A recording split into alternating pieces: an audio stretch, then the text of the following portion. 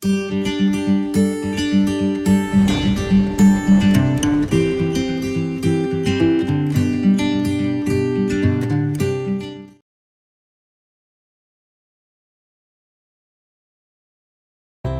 Friends, मैं doctor Kajal Mangukiya, practising IVF specialist and gynaecologist since last 15 years in Surat from Orchid hospital and IVF centre. नमस्कार, आपका स्वागत है orchid patients awareness series में। और आज जो टॉपिक के बारे में मैं बात करने वाली हूँ वह ऐसा टॉपिक है, यह एक टेस्ट होता है जिसे ईरा टेस्ट कहा जाता है। ईरा का मतलब है एंडोमेट्रियल रिसेप्टिविटी टेस्ट। सो आज इस वीडियो में मैं बताने वाली हूँ कि ईरा टेस्ट क्या होता है, ईरा टेस्ट कौन से पेशेंट में करना ज़रूरी रहता है, ईरा टेस्ट कैसे परफॉर्म किया जाता है और ईरा टेस्ट का रिज़ल्ट कैसे पढ़ते हैं। सो फर्स्ट मैं आपको बताना चाहती हूँ कि ईरा टेस्ट जो है उसका फुल फॉर्म है एंडोमेट्रियल रिसेप्टिविटी टेस्ट। अभी कौन से पेशेंट में यह टेस्ट ज़रूरी रहता है, जैसे आपने देखा होगा कि IVF साइकिल जब करते हैं सो वर्ल्ड ओवर जो IVF का सक्सेस रेट है that is 40 to 45%। So friends, कभी कभी ऐसा होता है कि कोई पेशेंट में मल्टीपल IVF साइकिल फेल्ड होते हैं, यानी कि मोर देन 3 IVF साइकिल अगर फेल्ड है और जिसमें एम्ब्रियो का जो क्वालिटी है ग्रेड 1 एम्ब्रियो ट्रांसफ़र किया है और 3 साइकिल्स ऑफ IVF हो चुके हैं, फिर भी यदि पेशेंट को रिज़ल्ट नहीं मिलता है तो ऐसे पेशेंट आइडियल कैंडिडेट है to go for the ERA test. दूसरा है कि अगर हमने अच्छे क्वालिटी के एम्ब्रियोज़ रखे हैं, ऑलमोस्ट 3 to 5 एम्ब्रियोज़ रखे हैं और उसके बाद भी अगर पेशेंट को रिज़ल्ट नहीं मिलता है और जहाँ पे हमें कंफर्म है कि एम्ब्रियो का क्वालिटी अच्छा है, नॉर्मल एम्ब्रियोज़ हमने ट्रांसफ़र किए हैं और फिर भी यदि पेशेंट को रिज़ल्ट नहीं मिलता है तो यह पेशेंट आइडियल है for the ERA test. Friends, आपके माइंड में आता होगा कि यह जो ईरा टेस्ट है तो हम लोग IVF साइकिल शुरू करने के पहले क्यों नहीं करवा लेते हैं, क्योंकि काफ़ी पेशेंट को जब मैं ईरा टेस्ट एडवाइस करती हूँ तब उनका यह सवाल होता है।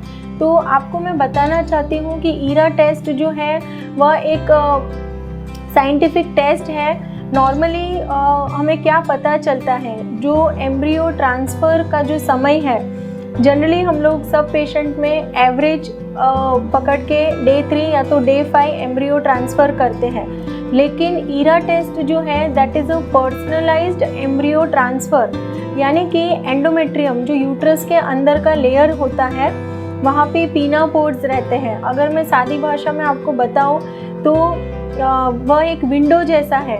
सो वह जो विंडो है वो हर पेशेंट के लिए अलग अलग समय पे खुलता है। जब भी ये पीना पोर्स जो है ऐसे फिंगर लाइक प्रोजेक्शंस रहते हैं, नॉर्मली वो क्लोज रहते हैं और ऑन एन एवरेज जो रहता है 3rd या 5th डे पे वह समय पे वो ऐसे ओपन अप हो जाते हैं।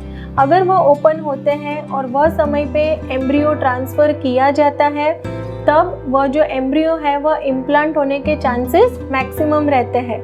लेकिन अगर हमें जानना है कि इस पेशेंट के लिए जो इम्प्लांटेशन विंडो है वो कितने आवर्स पे है, जैसे हम रिपोर्ट करते हैं उसका जो रिपोर्ट आता है either it is in the receptive phase और it is in the pre receptive phase और it is in the post receptive phase. तो जैसे आप यह पिक्चर में देख सकते हो कि इफ़ इट इज़ रिसेप्टिव यानी कि यह पेशेंट के लिए हमने जो समय पे बायोप्सी लिया है वह समय पे ही हमें ट्रांसफ़र करना है। यदि उसका रिज़ल्ट आता है कि प्री रिसेप्टिव है यानी कि हमें थोड़ा समय के पहले ट्रांसफ़र करना है। अगर पोस्ट रिसेप्टिव आता है तो वहाँ पे जितने आवर्स दिए हैं उतने आवर्स के बाद हमें ट्रांसफ़र करना है। सो एग्जैक्ट फॉर एग्ज़ाम्पल आपको एक पेशेंट का रिज़ल्ट मैं बताती हूँ, रिपोर्ट बताती हूँ कि फॉर एग्ज़ाम्पल 120 आवर्स पे हम बायोप्सी लेते हैं और अगर उसमें बताते हैं कि यह पेशेंट में आपको 110 घंटे पे ट्रांसफ़र करना है, ±3 आवर्स होता है। सो वो प्री रिसेप्टिव, तो वह हिसाब से हमें उनका टाइम डिसाइड करना है। अब मैं आगे बताती हूँ कि यह टेस्ट कैसे किया जाता है, क्योंकि काफ़ी पेशेंट के माइंड में रहता है कि ईरा टेस्ट मैडम पेनफुल होता है क्या। सो यह जो टेस्ट है वो पेनफुल नहीं होता है। जैसे आपका एम्ब्रियो ट्रांसफ़र के लिए हम पीरियड के सेकेंड डे से आपका एंडोमेट्रियल लाइनिंग बनाने के लिए जो मेडिकेशन देते हैं वह हिसाब से आपको मेडिसिन स्टार्ट होती है। ऑन एन एवरेज 12th या 14th डे जैसे ही आपका लेयर अच्छे से बन जाता है, at least layer should be more than 8 millimetre in size, triple line है, तो उसके बाद आपका P4 का रिपोर्ट करवाया जाता है। और अगर आपका P4 का रिपोर्ट नॉर्मल है तो वह हिसाब से फिर आपको प्रोजेस्टेरॉन के इंजेक्शन वगैरह शुरू करते हैं। और 120 आवर्स पे, जैसे हमने प्रोजेस्टेरॉन स्टार्ट किया है उसके बाद के 120 आवर्स पे बायोप्सी ली जाती है। नॉर्मली हम लोग एम्ब्रियो ट्रांसफ़र करते हैं, वही हिसाब से यहाँ पे ट्रांसफ़र नहीं कर रहे, यहाँ पे एक बायोप्सी ली जाती है और वो छोटी सी पिपल रहती है, उससे हम बायोप्सी लेते हैं। सो यह जो प्रोसीजर है वह OPD बेस पे हो जाती है। यह प्रोसीजर पेनफुल नहीं है और जनरली इसकी जो रिपोर्ट हम भेजते हैं पूरे देश में, जैसे iGenomics करके जो कंपनी है स्पेन बेस्ड है, सो वर्ल्ड ओवर वहाँ पे ही यह टेस्ट होता है। सो हम लोग भी ऑर्किड हॉस्पिटल से जो सैंपल कलेक्ट करते हैं वह iGenomics में सेंड करते हैं और इसकी जो कॉस्ट है on an average it is between 50 to 70,000। So friends यह टेस्ट कॉस्टली है। सो काफ़ी सारे पेशेंट ऐसा बताते हैं कि मैम हम लोग IVF साइकिल शुरू करने के पहले क्यों ये टेस्ट नहीं करवा सकते हैं। सो फ्रेंड्स यहाँ पे मैं बताना चाहती हूँ कि जब भी आपका फर्स्ट IVF साइकिल होता है तभी हमको स्पर्म की क्वालिटी तो पता है, लेकिन उस साइड की क्वालिटी कैसी है, कैसा एम्ब्रियो डेवलप होने वाला है, यह सब पता नहीं होता है। और नॉर्मली जब भी गुड क्वालिटी ऑफ एम्ब्रियो रहता है, आपका लाइनिंग अच्छा बनता है, so we hope for the best कि आपका फर्स्ट या सेकेंड साइकिल में कंसीव हो जाए।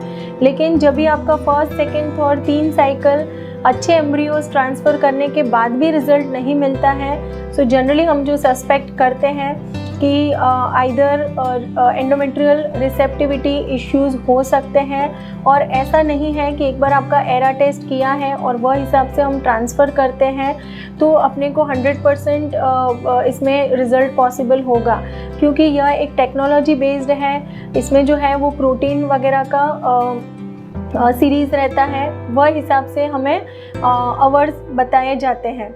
सो फ्रेंड्स एक गलत फहमी नहीं रखना है कि हाँ एक बार ये टेस्ट हुआ तो आपका रिज़ल्ट कंफर्म ही है, क्योंकि नॉर्मली अगर गुड क्वालिटी के एम्ब्रियोज है सो मेजॉरिटी पेशेंट्स को रिज़ल्ट मिल सकता है।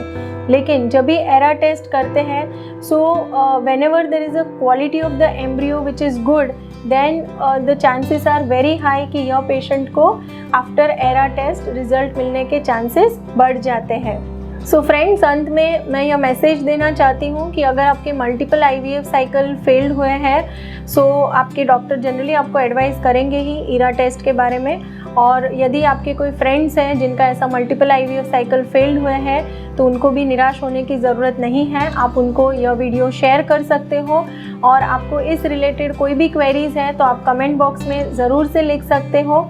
और आपको एरा टेस्ट की ज़रूरत है या नहीं है वो आपके जो ट्रीटिंग डॉक्टर है वो बेस्ट पर्सन है जज करने के लिए कि यह पेशेंट में एरा टेस्ट रिक्वायर्ड है या नहीं है। सो थैंक यू फ्रेंड्स, अगर आपको यह वीडियो पसंद आया है तो आपके ग्रुप में मैक्सिमम इसे शेयर कीजिए। यदि आपको लगता है आपके कोई नियर डियर को ऐसी प्रॉब्लम है तो उनको भी आप यह वीडियो शेयर कर सकते हो। और आपको लगता है कि IVF रिलेटेड और कोई टॉपिक हम लेके आए तो भी आप कमेंट बॉक्स में ज़रूर से लिख सकते हो। Thank you once again.